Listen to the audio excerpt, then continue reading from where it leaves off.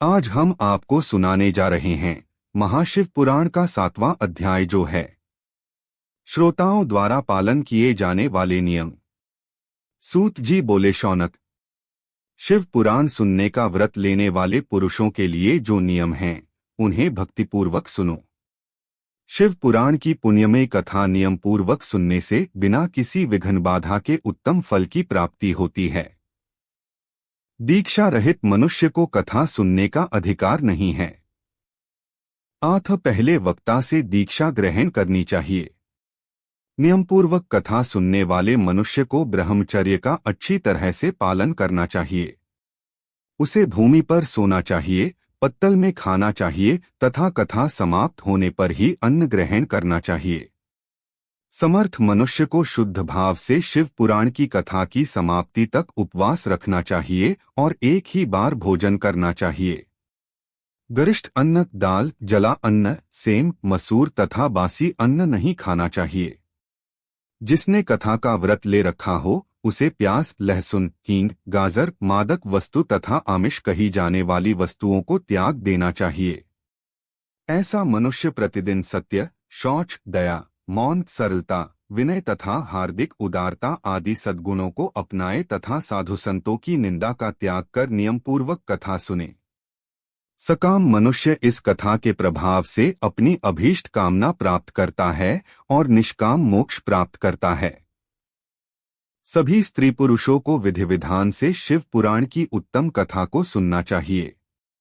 महर्षि, शिव पुराण की समाप्ति पर श्रोताओं को भक्तिपूर्वक भगवान शिव की पूजा की तरह पुराण पुस्तक की पूजा भी करनी चाहिए तथा इसके पश्चात विधिपूर्वक वक्ता का भी पूजन करना चाहिए। पुस्तक को रखने के लिए नया और सुंदर बस्ता बनाएं।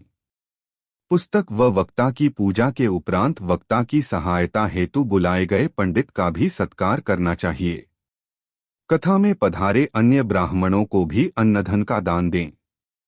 गीत, वाद्य और नृत्य से उत्सव को महान बनाएं।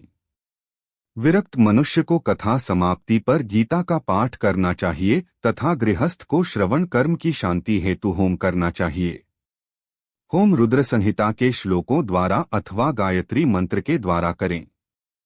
यदि हवन करने में असमर्थ हो तो भक्तिपूर्वक शिव सहस्रनाम का पाठ करें। कथा श्रवण संबंधी व्रत की पूर्णता के लिए शहद से बनी खीर का भोजन 11 ब्राह्मणों को कराकर उन्हें दक्षिणा दें।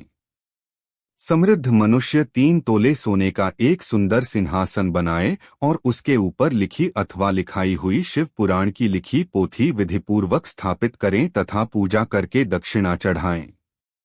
फिर आचार्य का वस्त्र, आभूषण एवं गंध से पूजन करके दक्षिणा सहित वह पुस्तक उन्हें भेंट कर दें। शौनक, इस पुराण के दान के प्रभाव से भगवान शिव का अनुग्रह पाकर मनुष्य भवबंधन से मुक्त हो जाता है। शिव पुराण को विधिपूर्वक संपन्न करने पर यह संपूर्ण फल देता है तथा भोग और मोक्ष प्रदान करता है। मुने, शिव पुराण का सारा महात्म्य जो संपूर्ण फल देने वाला है मैंने तुम्हें सुना दिया है। अब आप और क्या सुनना चाहते हो? श्रीमान शिव पुराण सभी पुराणों के माथे का तिलक है। जो मनुष्य सदा भगवान शिव का ध्यान करते हैं, जिनकी वाणी शिव के गुणों की स्तुति करती है और जिनके दोनों कान उनकी कथा सुनते हैं, उनका जीवन सफल हो जाता है, वे संसार सागर से पार हो जाते हैं। ऐसे लोग इहलोक और परलोक में सदा सुखी रहते हैं। भगवान शिव के सच्चिदानंदमय स्वरूप का स्पर्श पाकर ही समस्त प्रकार के कष्टों का निवारण हो जाता है। उनकी महिमा जगत के बाहर और भीतर दोनों जगह विद्यमान है। उन अनंत आनंद रूप परम शिव की मैं शरण लेता हूँ।